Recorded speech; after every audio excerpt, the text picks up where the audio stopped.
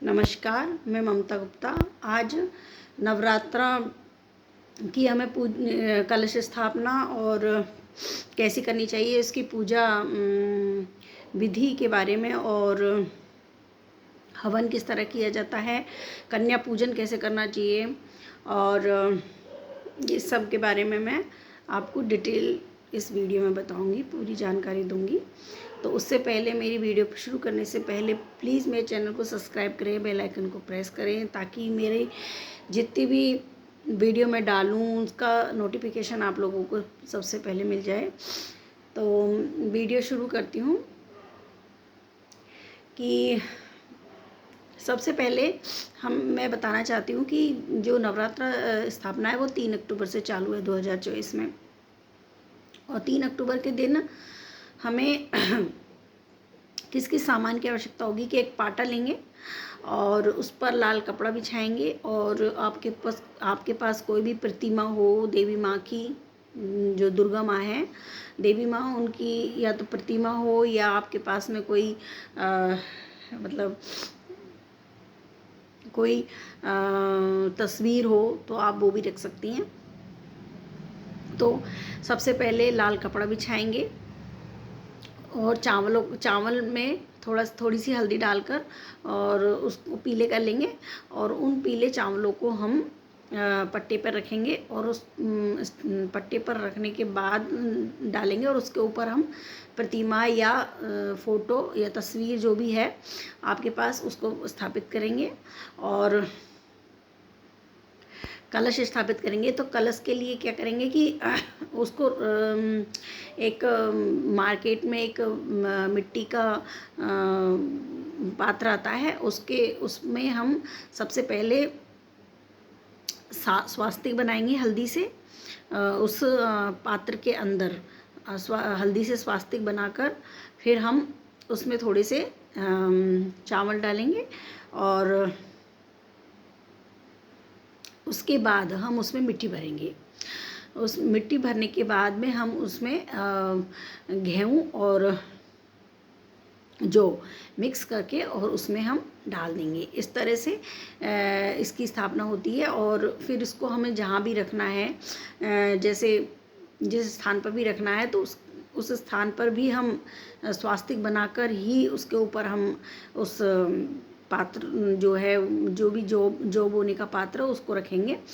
अब अगर आप कलश रख रहे हैं उसके ऊपर तो हम उसे फिर उत्तर पूर्व दिशा में रखेंगे। ईशान कोण में तो ईशान या मतलब जो भी कैंडिडेट पूजा कर रहा है उसके लेफ्ट साइड में और माँ के राइट साइड में उस कलश को स्थापित करेंगे। तो कलश लेने के लिए हम क्या करेंगे कि एक मिट्टी का कलश लेंगे। मिट्टी का छोटा कलश आता है मार्केट से तो वो ले लो, नहीं तो आप तांबे का ले सकते हैं या पीतल का, तांबे का, जो भी आपके पास अवेलेबल है वो आप ले सकते हैं। और उसमें हम डालेंगे एक सिक्का, सुपारी, हल्दी की गांठ और मतलब साबुत हल्दी और लौंग, इलायची, इत्र और सिक्का मतलब पैसा और आप ये सब चीज़ें डाल देंगे उसके अंदर। और इसमें है ना मतलब पानी से भर के पानी के अंदर ये सब डाल देंगे और थोड़ा सा उसमें गंगा जल डाल देंगे। फिर अशोक के पत्ते, 5 या 7 अशोक के पत्ते, उस पर हम उन पर हम हल्दी और रोली से टीकी लगाकर और उनको हम उस कलश के ऊपर के अंदर स्थापित कर देंगे और फिर उसके ऊपर हम एक मतलब एक पात्र, उसके ढकने का जो पात्र होता है वो आता है उसके साथ ही, तो वो रख देंगे और फिर उसमें हम जो रंगे हुए चावल है वो रख देंगे और फिर एक नारियल लेंगे, नारियल पर स्वास्तिक बनाएंगे हल्दी से और उस स्वास्तिक बनाकर फिर हम उसे चुनरी से लपेटेंगे, है ना। लाल लाल रंग की जो चुनरी आती है वो उस पर लपेटेंगे और उसको कलावे लपेट कर और फिर उसमें दक्षिणा 10 रुपये 20 रुपये कोई कुछ भी वो उस पर हम बांधेंगे। 50 रुपये 100 रुपये जो भी आपको माँ को दक्षिणा चढ़ानी हो तो वो उस नारियल के ऊपर ही बांध कर हम उसके कलश के ऊपर जो चावल का पात्र रखा उसके ऊपर हम रखेंगे। उसको कैसे रखना है, नारियल को, नारियल का एक पीछे वाला भाग होता है, एक आगे वाला भाग होता है। कैसे पहचानेंगे कि जो नारियल का आगे वाला भाग होगा उसमें आंखें मतलब 3 डॉट वाले निशान होंगे। तो जो 2 डॉट वाले होते हैं वो तो आंखें मानी जाती हैं और जो वो बड़ा डॉट वाला निशान होता है उसको मुँह माना जाता है। और एक साइड पीछे की तरफ एक चौसी निकली रहती है वो उसको पीछे कैसा बनाता है। जो आगे का हिस्सा होता है उसको हम अपनी तरफ रखेंगे और जो पीछे वाला हिस्सा होगा उसको हम दीवार की तरफ मतलब पीछे की तरफ रखेंगे। इस तरह से हम उस कलश को उसको नारियल को स्थापित करेंगे। नारियल को स्थापित करने के बाद हम देखो हमने माँ की प्रतिमा स्थापित कर दी, नारियल कलश स्थापित कर दिया। इसके बाद में कलश पर भी हम स्वास्तिक बनाएंगे। उस कलश को स्थापित करेंगे तो पूजा करते समय हमें कलश पर भी सात्य बनाना है। या तो आप पहले बना लें या फिर पूजा के समय बना लें, जैसे भी है। तो ये अब पूजा हम बाद में बताएंगे। अभी मैं बता रही हूँ कि कलश स्थापित इस तरह से कलश तैयार किया जाता है। इसके बाद हम अखंड दीपक, अगर आप अखंड दीपक जला रही हैं तो अखंड दीपक जलाएंगे। अखंड दीपक जलाने के लिए क्या करते हैं कि पीले चावल लेकर और उसका अष्टदल कमल बनाया जाता है। अष्टदल कमल आप लोगों को बनाना आता होगा, नहीं बनाना आता है तो मैं बता देती हूँ कि जैसे चावल लिए और उसको फिर हम इस तरह से फूल का शेप देके और उसको उसके 8 अंकुड़ियाँ अष्टदल कमल हो जाता है, वो उसको मान लेते हैं और उसके ऊपर फिर दीपक को रख दिया जाता है। इसी तरह से अगर आप जो ज्वारे बोए हैं, अगर ज्वारों के ऊपर आप मतलब ज्वारे जो हमने पात्र में बोए उसके ऊपर अगर आप कलश रखेंगे तो हमें अष्टदल कमल बनाने की ज़रूरत नहीं है। लेकिन अगर आप कलश को नीचे स्थापित करें तो हमें कलश के नीचे भी इसी तरह अष्टदल कमल बनाकर और कलश स्थापित करना है।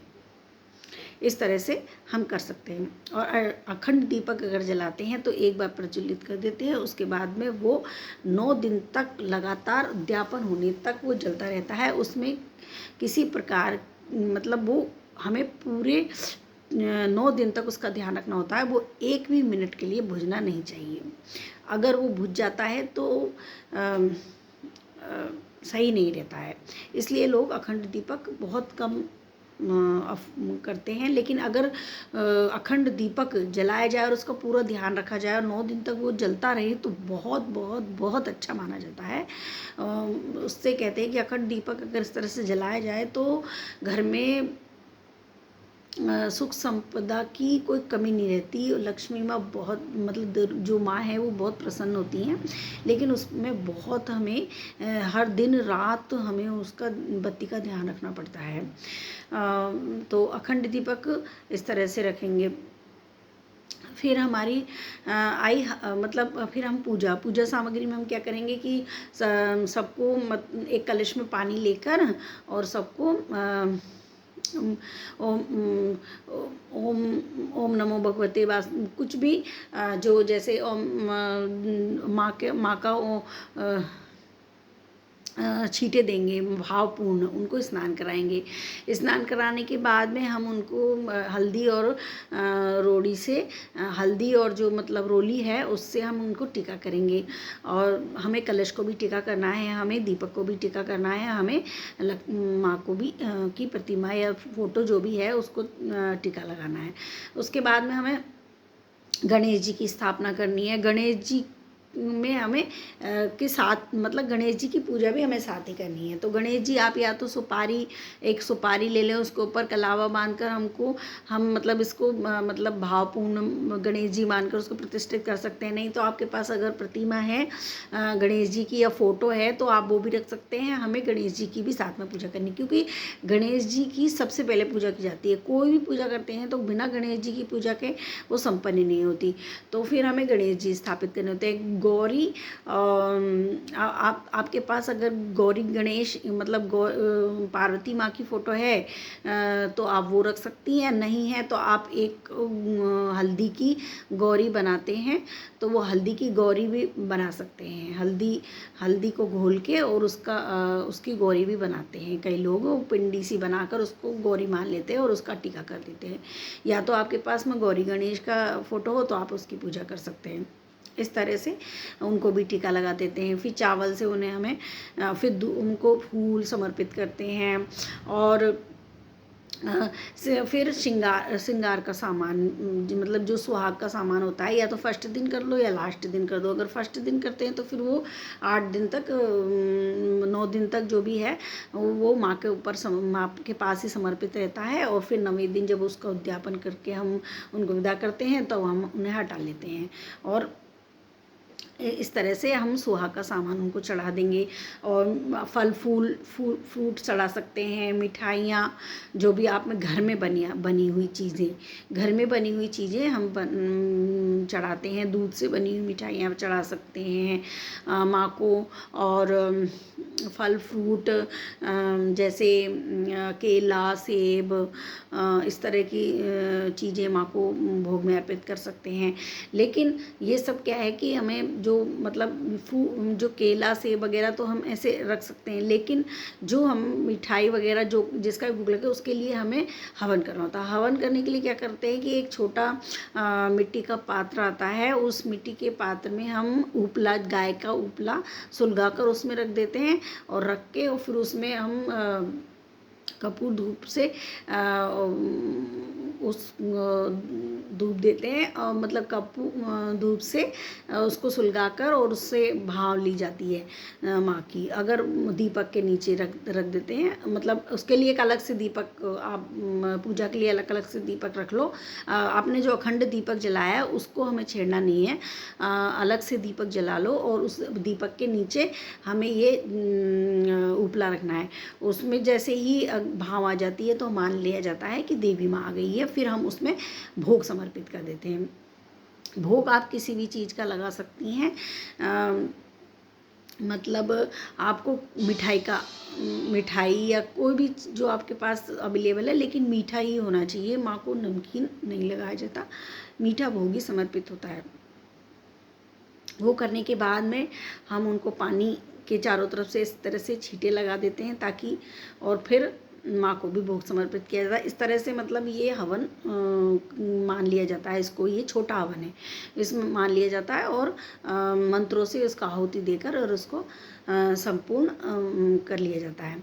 इस तरह से ये नवरात्र स्थापना के फर्स्ट दिन हम पूजा करते हैं। और इसके बाद में आप चाहें तो आप कोई भी जैसे दुर्गा सप्तशती के जो हैं अध्याय उनको पढ़ सकते हैं और दुर्गा सप्तशती का पाठ कर सकते हैं। और उसके पश्चात जो दुर्गा सप्तशती का पाठ करने के बाद जो हमने भोग जैसे केला सेब वगैरह जो भी प्रसाद रूप है वो सबको बांट देते हैं। घर में बांट दो, और बच्चे बाहर हो ज़्यादा हो तो और अड़ोस पड़ोस के बच्चों को बांट सकते हैं। ये प्रसाद है, किसी को भी बांट सकते हैं प्रसाद को, तो बांट देते हैं। इस तरह से मतलब ये किया जाता है। और 8 दिन मतलब 7-8 दिन तक शाम के समय तो सिंपल ही पूजा, उसमें ना हवन करने की ज़रूरत नहीं है। शाम के समय तो हमें सिंपल भोग लगा सकते हैं माँ को। और सुबह के समय जब वो हमें हवन से आहुति लेकर ही किया जाता है। फिर उसके बाद में हम आरती करेंगे।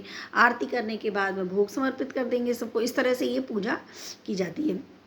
उद्यापन में कैसे किया जाता है कि उद्यापन में 9 कन्याओं को जिमाया जाता है। कई लोग अष्टमी पे करते हैं, कोई लोग नवमी में करते हैं।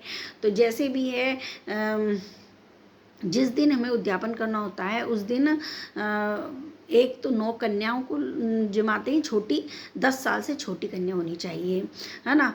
और 10 साल से छोटी कन्या होनी चाहिए और एक बटुक होना चाहिए, मतलब एक लड़का जो 10 साल से छोटा हो, उसको हनुमान जी का स्वरूप मान लिया जाता है। और उनको हमें बैठकर मतलब उनको खाना खिलाना होता है, उनको बुलाया जाता है। उनको जब वो आए तो उनके हमें ऐसे सोचना चाहिए कि हमारे घर में देवी देवता, देवी स्वयं पधारी हैं। हमें ये नहीं समझना चाहिए कि छोटे बच्चे हैं, हमें ये समझना चाहिए कि ये हमारे घर में देवी माँ है जो हमारे घर आई हुई हैं, और ये बटुक हैं, ये हनुमान जी का स्वरूप है। इस तरह से हमें उनके सबसे पहले उनके चरण धुलाने चाहिए। चरण धुलाने के बाद में हम उन्हें हल्दी और रोड़ी से उनके हल्दी से उनके पैरों को धोना, पूजा करनी चाहिए। फिर उनको स्वच्छ आसन देकर बिठाना चाहिए और उनका टीका करना चाहिए। ऐसे सोचना चाहिए कि ये देवी माँ है और हम देवी माँ की पूजा कर रही हैं, इस तरह से सोचना चाहिए। उनको पूर्व दिशा में बिठाना चाहिए, अपना मुंह पूर्व दिशा में होना चाहिए और उनका मतलब उनको पूर्व दिशा में बिठाकर उनकी पूजा करें। सबसे पहले उनको टीका लगाएं, टीका जैसे हम देवी माँ की पूजा करते हैं इसी तरह से टीका लगाएं। टीका लगाने के बाद हमें उन्हें चावल लगानी है। चावल लगाने के बाद में हमें उन्हें चुनरी उड़ानी है, सबको चुनरी उड़ानी चाहिए, बहुत ही शुभ होता है। और हो सके तो सबके मेहंदी भी लगानी चाहिए हमें, और सब मेहंदी लगाकर और चुनरी उड़ानी चाहिए। चुनरी होती है वो एक स्वरूप होता है कि हमने उनको मतलब माता को कपड़े, मतलब हमने एक सुहाग का प्रतीक होता है, तो वो करनी चाहिए। उसके बाद हमें उनको खाना खिलाना चाहिए। खाना खिलाने के बाद में हमें उन्हें जब वो उन सबके पैर छूने चाहिए और आशीर्वाद लेना चाहिए, और सबको दक्षिणा देकर विदा करना चाहिए। अब आप दक्षिणा में कोई फ्रूट दे सकती हैं, जैसे केला और कोई सुहाग मतलब सुहाग सामग्री भी दे सकती हैं। नहीं तो बच्चों के हिसाब से आपको कुछ भी मतलब उनको पैसे दे सकती हैं, जैसे 10 रुपये, कई लोग 10 रुपये केला दे देते हैं, और या फिर कोई क्या कहते हैं चूड़ी, और इस तरह से कई लोग मतलब जो भी आपके सामर्थ्य अनुसार कुछ भी मतलब आप दे सकती हैं। इस तरह से आप सभी को सुहाग की चीज़ें दे सकती हैं सबको, मतलब या फिर है ना मतलब आप सिर्फ एक को सुहाग की चीज़ देते हैं, बाकी को और कुछ दे सकती हैं। इस प्रकार से सबको आपको दक्षिणा कुछ ना कुछ देकर ही विदा करना चाहिए, ऐसे खाली हाथ नहीं विदा करते। तो कुछ ना कुछ देकर और फिर उनका आशीर्वाद लेकर हमें उन्हें विदा करना चाहिए। इस प्रकार से हम कन्या पूजन करना चाहिए। और कन्या पूजन करने के बाद में हमें दुर्गा माँ का जो है विसर्जन किस तरह से करते हैं वो भी मैं आपको अगली वीडियो में बताऊंगी, क्योंकि मेरा वीडियो बहुत लंबा हो गया है। तो अगर आप लोग कहेंगे, मुझे कमेंट करके पूछेंगे, तो मैं आपको विसर्जन का भी बता दूंगी कि किस तरह से माँ को विसर्जन करना चाहिए। तो अगर आपको मेरा ये वीडियो थोड़ा भी यूज़फुल लगा हो तो प्लीज़ मेरे चैनल को सब्सक्राइब करें, बेल आइकन को प्रेस कर दें, और बताएं मुझे कमेंट करके प्लीज़ कि मैं क्या मतलब मुझसे कहाँ गलती हो रही है, और मैंने जो भी गलतियाँ की हो वो मुझे बताएं, ताकि मैं उनमें सुधार कर सकूं और आप लोगों को अधिक से अधिक सही जानकारी दे सकूं। धन्यवाद।